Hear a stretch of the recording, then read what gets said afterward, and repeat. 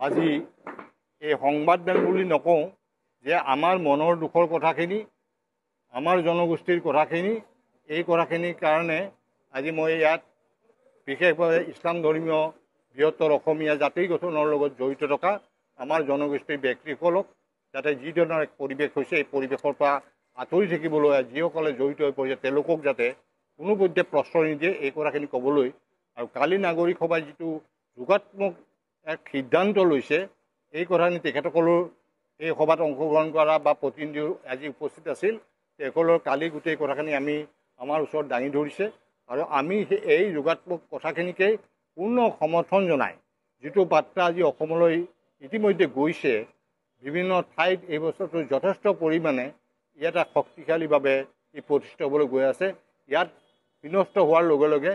আমাৰ শিৱসাগৰ বিনষ্ট নিয়ন্ত্ৰণ হ'লেও সেইটো বৰপেটাত আৰু মানে আপোনাৰ জুৰিয়াত নহয়গৈ গতিকে গোটেই দিশটো আমি চাব লাগিব গতিকে মই ইয়াতে আমাৰ প্ৰতিটো জাতিৰ জনগোষ্ঠীৰ যাতে আমি যিখিনি অসমীয়া বৃহত্তৰ জাতিৰ লগত জড়িত আমি যাতে এখন ভুল তথ্য আৰু ভুল প্ৰতিচ্ছবি আমি দাঙি ধৰি বিভিন্ন বিতৰ্কমূলক বক্তব্য ইউনুছ তামুলীৰ ক্ষেত্ৰতে আহিছে বা কেতিয়াবা আমাৰ শৃংখল চলিয়াৰ বিৰুদ্ধে চিটু বৰুৱাৰ বিৰুদ্ধে আহিছে এই কথাখিনি কালি আলোচনা হৈ গৈছে মই ক'বলৈ নাযাওঁ কাৰণ ৰমু চলিয়া ইয়াতে পিতৃস্বৰূপভাৱে মোৰ লগত যেতিয়া জড়িত মৃত্যুৰ আগদিনাখন মোৰ লগত কথা পাতি গৈছে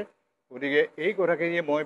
ৰমু চলিয়াৰ প্ৰতিও শ্ৰদ্ধা জনাইছোঁ তেওঁৰ যিটো চিন্তাধাৰা যাতে শিৱসাগৰবাসীয়ে ৰাইজে প্ৰতিফলিত কৰিব পাৰে আগন্তুক দিনত গতিকে এই কথাটো মই ভাবিলোঁ শৃংখলক পালেও মই মাতি নি ক'লোহেঁতেন মোক লগ পাম বুলি ক'লে কিন্তু কালিৰ পৰা সেই চুইচ অফ আছে এই বিতৰ্কমূলক নোসোমাবি ৰমু দাই আত্মায়ো শান্তি নাপাব গতিকে মই সেইখিনি ক'বলৈ সুবিধা নাপালোঁ বাৰু যি নহওক মোৰ বিশ্বাস আছে এনেকুৱা বিতৰ্কিতমূলক বক্তব্য যাতে কোনো নাৰাখে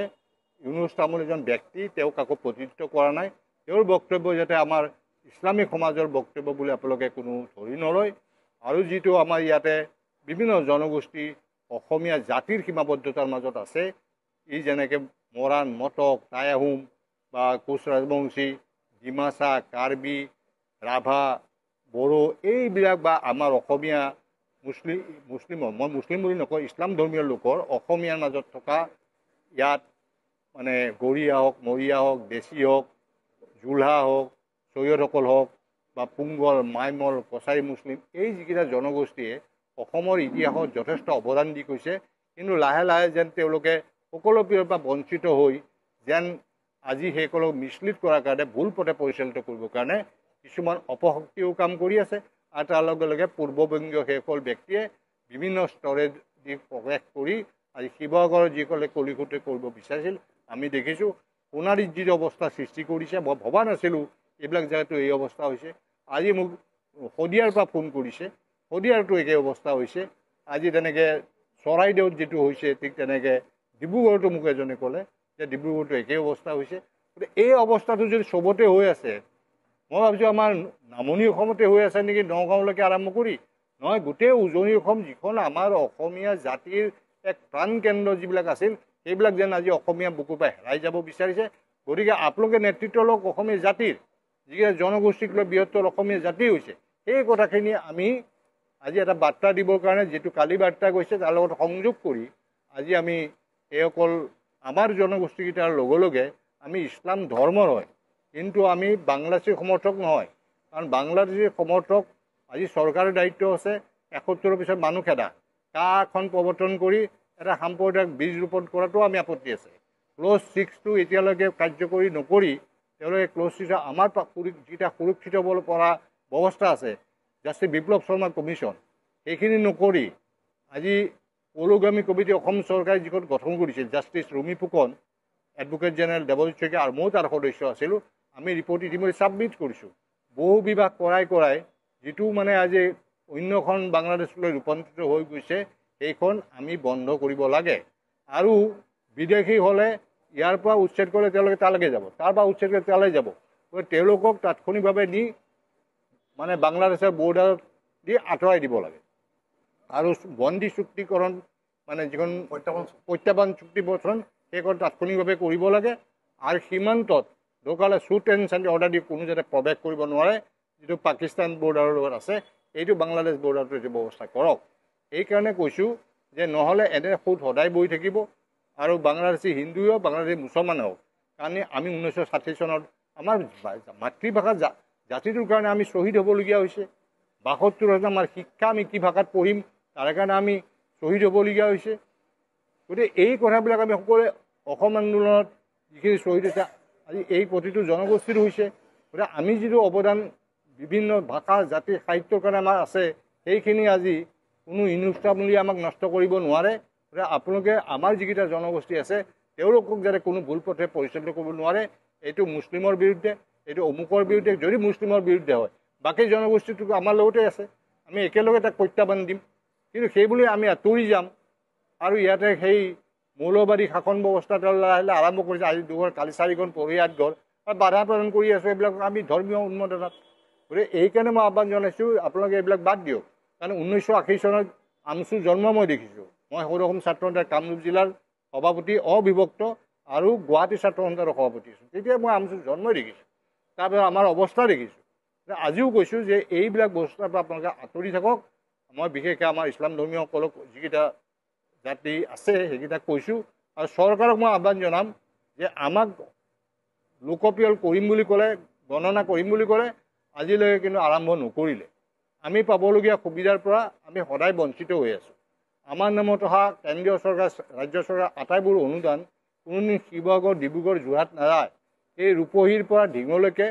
ইপিনে বৰপেটাৰ পৰা জনিয়া মন্দিৰলৈকে সীমাবদ্ধ হৈ থাকে এখন চাইকেলো নাপায় এখন খেলাও নাপায় এই কথাবিলাক ক'বলৈ যাওঁতে মোক কিমান আক্ৰমণ কৰিলে এটা সময়ত 2006 চনত